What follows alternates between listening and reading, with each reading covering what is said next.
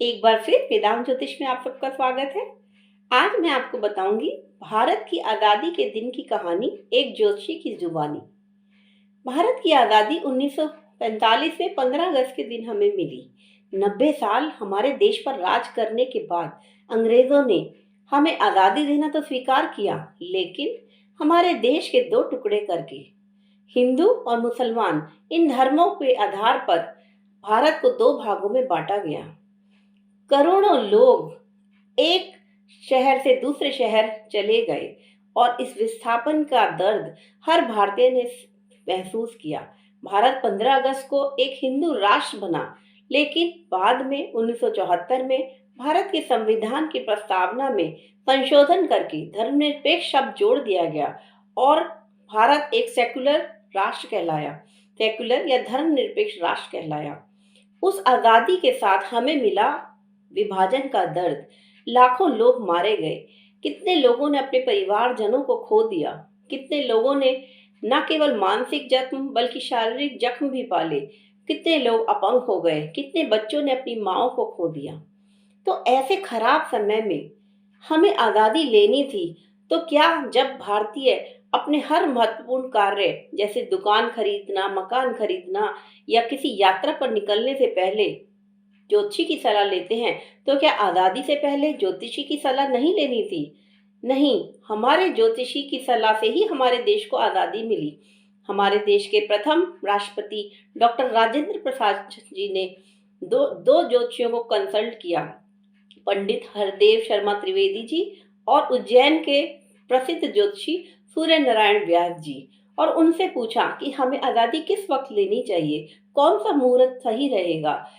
दोस्तों, पाकिस्तान और भारत दोनों ही एक दिन आजादी पाई, लेकिन दिन के समय पाकिस्तान को आजादी मिली और भारत ने आधी रात के समय 15 अगस्त की रात यानी 14 और 15 अगस्त की रात में करीब 12:01 पर हमें आजादी प्राप्त हुई।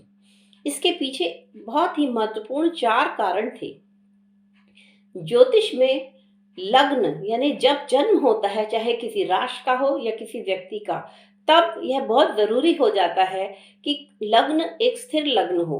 तो हमें उस समय वृषभ लग्न मिल रहा था, वृषभ राशि उदय हो रही थी। तो हमारे देश की स्वतंत्र भारत की जो कुंडली है वह वृषभ लग्न की कुंडली है उस समय। दूसरा कारण था कि पुष्य नक्षत्र उदय हो रहा था, मतलब चंद्रमा का गोचर उस समय पुष्य नक्षत्र में हो रहा था। पुष्य नक्षत्र को नक्षत्रों का राजा कहा जाता है और एक शुभ नक्षत्र होने के कारण भारत के साथ बहुत सारी अच्छी आशीर्वाद जुड़ गया। बहुत अच्छा आशीर्वाद और बहुत ही अधिक अच्छी चीजें जुड़ गई। तीसरा मुख्य कारण था कि उस समय क्योंकि पुष्य नक्षत्र था, उसका स्वामी शनि है और शनि की महादशा हमें अपनी आजादी के साथ मिली। पहली दशा अगर शनि की मिले और वह भी 18 साल की करीब दशा मिली, तो उससे हमारे देश को स्थिरता के लिए बहुत ही अच्छे योग बने, क्योंकि उस समय भारत में इंफ्रास्ट्रक्चर की जरूरत थी और उसको डेवलप करने के लिए शनि से अच्छी बेहतर दशा कोई हो ही नहीं सकती थी। इसके साथ ही यह आजादी आधी रात को ली गई, जो कि अभिजीत मुहूर्त कहलाता है। भगवान राम और भगवान कृष्ण दोनों ही अभिजीत मुहूर्त में पैदा हुए हैं। ऐसा कहा जाता है कि अगर कोई मुहूर्त किसी को ना मिल रहा हो, तो वह अभिजीत मुहूर्त में अगर अपना कार्य करेगा तो सफलता अवश्य मिलेगी।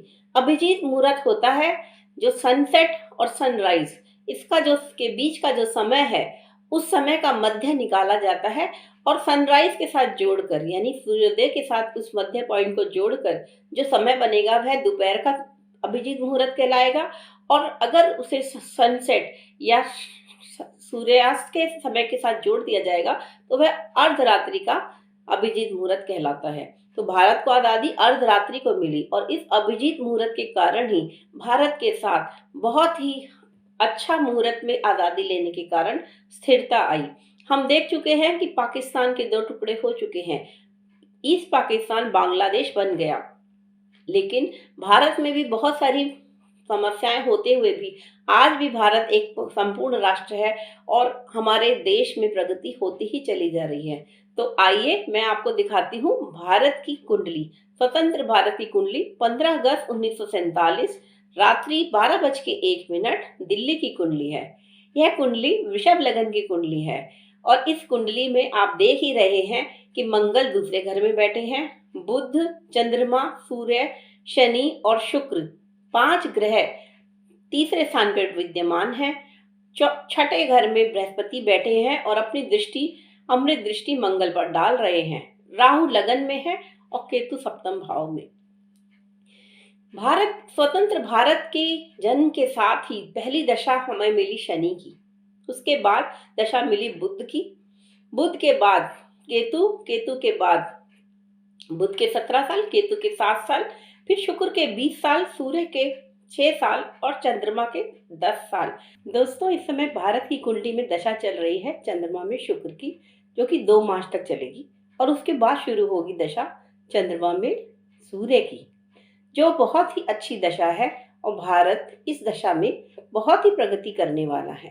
जैसा कि आप देख रहे हैं कि चंद्रमा और सूर्य दोनों ही ग्रह कुंडली के तीसरे घर में बैठे हैं और यहाँ से चंद्रमा के साथ गज केसरी योग बृहस्पति बना रहे हैं। इसी दशा में हमारे देश को बहुत अधिक प्रगति मिलने वाली है, क्योंकि चंद्रमा तृतीयेश है और सूर्य चतुर्थेश। चतुर्थेश आपको सम्मान दिलाता है और सूर्य तो वैसे भी राजा है ग्रहों के। उनकी दशा में जनरली सभी को रॉयल्टी मिलती है, सम्मान मिलता है। अगर वह पीड़ित नहीं है तो बहुत ही प्रगति होती है। तो आने वाली दशा भारत की कुंडली में बहुत ही अच्छी दशा आ रही है। तो सभी लोगों को आने वाले गणतंत्र दिवस यानी 26 जनवरी की बधाई, मेरी शुभकामनाएं और इसके साथ ही जीवन में आगे बढ़ते रहने के लिए और भारत का नाम दुनिया में रोशन करने के लिए बहुत बहुत शुभकामनाएं। धन्यवाद। नमस्कार।